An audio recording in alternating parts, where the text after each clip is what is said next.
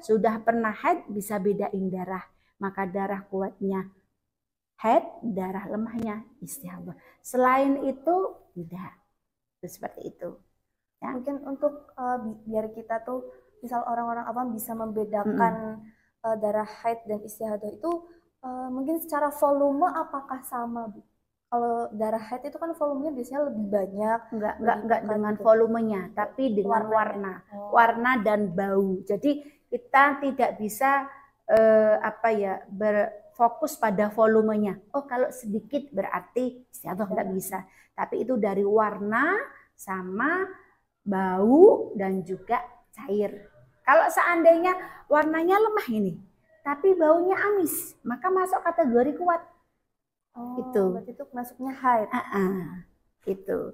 Kalau berarti seandainya masuknya qawi ya, qawi itu berarti kuat. Kalau seandainya semisal warnanya ini kuning, tapi ada garis hitamnya, nah berarti itu nanti masuk kategori hitam kuat. Jadi memang harus betul-betul lemah betul. Itu seperti itu. Berarti istihadah sama keputihan itu hampir sama ya, Bu? Karena kan ada keputihan yang warnanya tuh keruh gitu loh, Bu. Beda. Jadi kalau istihadah itu kan dari kata hadha ya, haid ya. Berarti kan memang darah yang keluar tidak pada masanya haid atau pada masanya nifas, ya kan? Tetapi kalau keputihan itu kan keputihan itu kan bahasa Arabnya wadi. Jadi cairan yang keluar bersamaan dengan air kencing, ya kan? Itu kan kadang seperti itu. Atau setelah kita beraktivitas berat, kemudian keluar cairan, itu hukumnya kan najis. Jadi berbeda, secara hukum berbeda. Ya sama-sama najisnya, tapi masuk kategorinya berbeda. Nah, seandainya keluar terus namanya daimul hadas kalau yang keputihan, tapi kalau yang istihadah, ya istihadah. Lalu ketika darah istihadah itu keluar saat bulan Ramadan, apakah kita itu tetap berpuasa atau apakah walaupun kita berpuasa tapi nantinya tetap diganti? Gitu. Gini. Jadi kalau seandainya pas waktu kita sedang istihadah, kebetulan di bulan puasa, maka cara kita sholat subuh, duhur, asar, jangan disumbat. Jadi kan kita bersihkan, langsung pakai pembalut, wudhu dengan wudhu orang yang istihadah, nawaitul wudhu al-istibahati sholat, fardhalillahi ta'ala, habis itu sholat, tapi jangan disumbat. Karena disumbat itu kan memasukkan sesuatu ke lubang, itu kan membatalkan puasa, ya kan? Maka karena ini biar puasa ini tidak batal, otomatis tidak pakai sumbatan. Cuman ketika di saat tengah-tengah sholat itu kok keluar, batal sholat kita karena tidak disumbat gitu loh. Itu seperti itu. Jadi kalau di bulan Ramadan beda, tetap seperti itu, ya tetap puasa, cuman kondisi sholatnya yang berbeda. Tapi khusus untuk subuh, asar, sama duhur. Kalau maghrib isya-nya tetap disumbat. Kemudian isya juga disumbat, sekalian nembus tarawih. Kan tapi kalau wudhu untuk orang istihadah itu kan satu wudhu untuk satu fardu, tapi boleh beberapa sunnah, seperti itu. Nah, ya nggak perlu qadha kalau sudah kalau memang memenuhi syarat tadi, tidak disumbat, berarti kan puasanya sah. Tapi lain halnya ketika dia sholatnya, ketika sholat subuh, duhur atau asarnya kok prakteknya dia itu disumbat, ya batal puasanya, otomatis harus diqadha. Jadi dilihat disumbatkah atau tidakkah. Kalau disumbat ya berarti batal batal puasanya, kalau tidak disumbat berarti sah puasanya. Itu seperti itu. Bukan berarti orang yang istihadah itu nggak puasa, tetap puasa. Maaf seandainya melakukan hubungan pasutri pun nggak apa-apa orang istihadah itu. Oh begitu. Iya, walaupun keluar darah, tapi karena dia kan statusnya mustahadah ya. Mustahadah itu kan hukumnya sama dengan orang yang suci.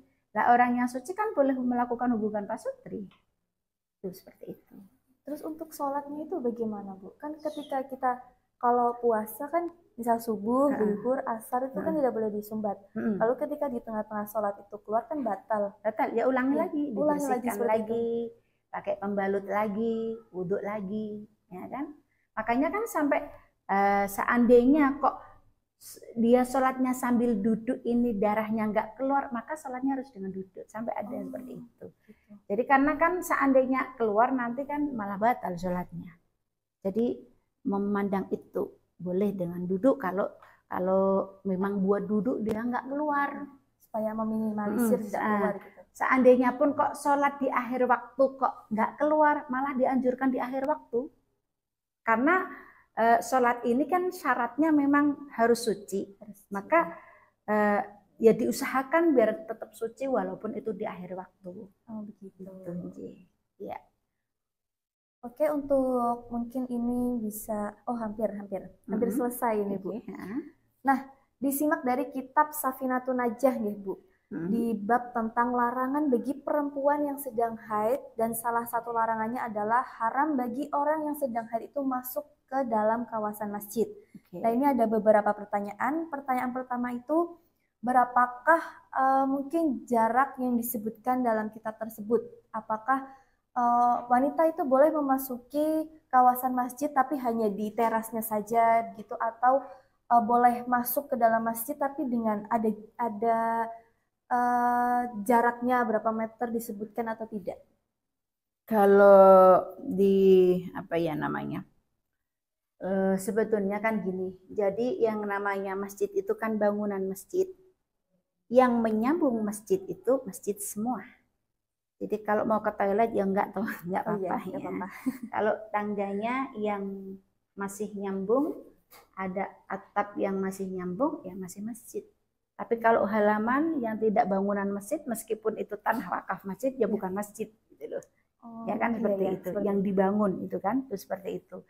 Cuman kalau memang madhab Syafi'i ya tetap nggak boleh. Walaupun yang namanya muksu itu kan diam ya, diam itu kalau semisal kita masuk satu pintu, keluar satu pintu, itu juga namanya muksu, diam di masjid, nggak boleh. Kalau murur, lewat satu pintu, keluar pintu lain. Kalau khawatir darahnya tetes, nggak boleh, ya kan? Itu seperti itu. Nah, di madhab Syafi'i semuanya tetap nggak boleh.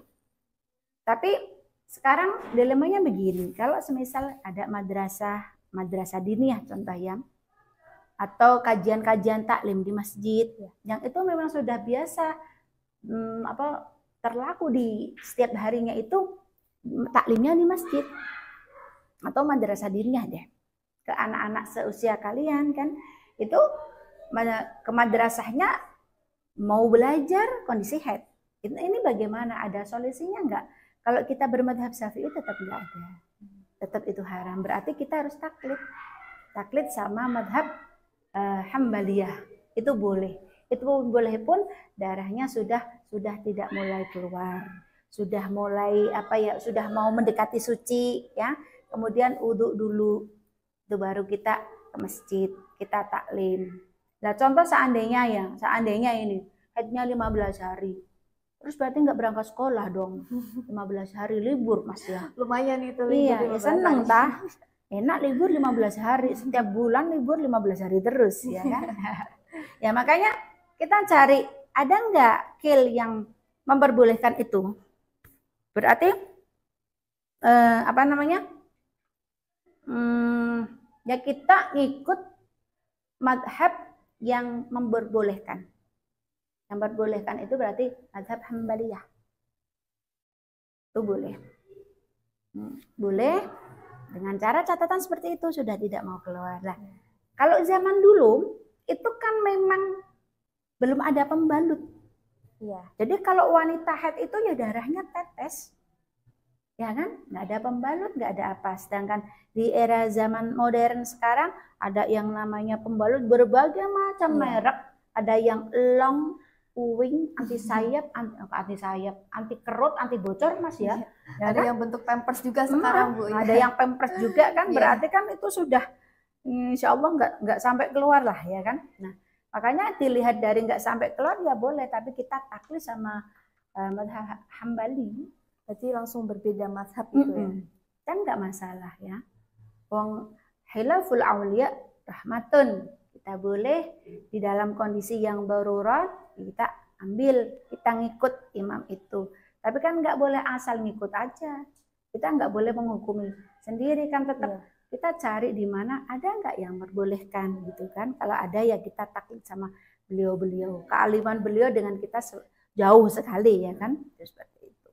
Lalu kalau misal ziarah nih, kalau ziarah ke makam wali itu kan termasuk tempat yang terbilang suci ya Bu ya.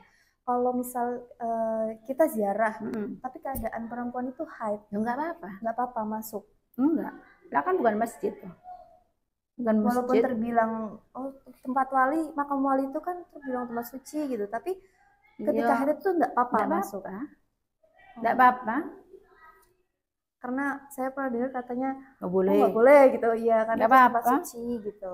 Nggak apa-apa berarti. Nggak apa-apa. Tempat sucinya itu kalau di situ makamnya di dalam masjid. Nah, tapi kalau kita sudah taklid Imam Hambali tadi, ya masalah. Nggak masalah gitu ya. Oke, baik. Untuk pertanyaan berikutnya, kalau habis haid, itu kan sudah suci, sudah keluar warna yang bening, sudah bersih begitu intinya. Tapi kan karena ada kondisi perempuan itu merasa capek, merasa lelah, setelah itu keluar warna yang kecoklatan gitu. Nah, apa itu bisa sholat dan itu disebut apa? Kalau apa namanya? Ketika sudah suci tapi keluar lagi kecapean, ya tetap kalau keluarnya coklat ya tetap darah. Darah itu kan macamnya ada 5. Hitam, merah, merah kekuning-kuningan, kuning, keruh, ya kan? Nah, coklat itu tuh kan masuknya kategori merah kekuning-kuningan. Berarti kan masih darah. Asal belum sampai 15 hari lebih, ya masih haid. Jadi perbedaan darah ketika keluarnya tidak lebih dari 15 hari, itu ya haid semua. Mau itu merah, hitam, coklat, bahkan kuning atau keruh pun ya masih haid. Berarti hitungannya itu masih haid. Jadi kan kalau suci itu betul-betul bersih. Jadi maaf ya, kalau kita mau suci itu harus dicolek dulu. Dicolek pakai kapas ya. Coleknya jangan sambil berdiri. Kalau sambil berdiri nggak sampai pada tempatnya. Dengan kita jongkok, kita colek. Kalau kapas ini bening, sebening ya, sebening kapas ya sudah, cairannya itu kok sudah bening ya berarti suci. Kalau masih ada warna sedikit aja itu masih haid, belum suci. Makanya kan kadang kita habis sudah mandi, kadang keluar lagi, mandi lagi, ya nggak masalah. Berarti itu ikutnya emang haid, bukan istihadah. Bukan, karena kan belum mencapai 15 hari lebih. Kalau sudah baru nih, semisal nih, sudah 15 hari sudah mandi, kok masih keluar, lah itu nanti masuk kategori istihadah. Lah istihadah pun nanti dirinci lagi, dia masuk golongan yang mana? Mubtadi'ahkah atau mu'tadahkah, mumayyizahkah atau ghairu mumayyizahkah, dzakirah atau nasiyan. Itu kan di situ nanti. Ini nanti panjang lebar ini. Kita nanti kalau bahas yang mustahadah 7, waktunya nggak cukup ya. Nah, jadi seperti itu teman-teman pembahasan tentang fikih kewanitaan ya. Tadi kita membahas tentang haid atau menstruasi. Semoga ini bisa menambah pemahaman bagi para muslimah ya, supaya laki-laki menjalankan ibadah. Nah, tentunya ilmu ini juga sangat bermanfaat bagi para calon imam ya, bagi para laki-laki, karena perlu tahu juga tentang ilmu fikih kewanitaan ini. Nah, terima kasih ya buat semua teman-teman yang sudah mengajukan pertanyaan, dan terima kasih juga yang sudah mendengarkan sampai akhir. Jangan lupa untuk like, comment, and subscribe. Jangan lupa juga untuk share ke teman-teman yang lainnya. Insya Allah ilmu yang kita sebarkan akan menjadi amal jariah. See you next time in episode berikutnya. Wassalamualaikum warahmatullahi wabarakatuh.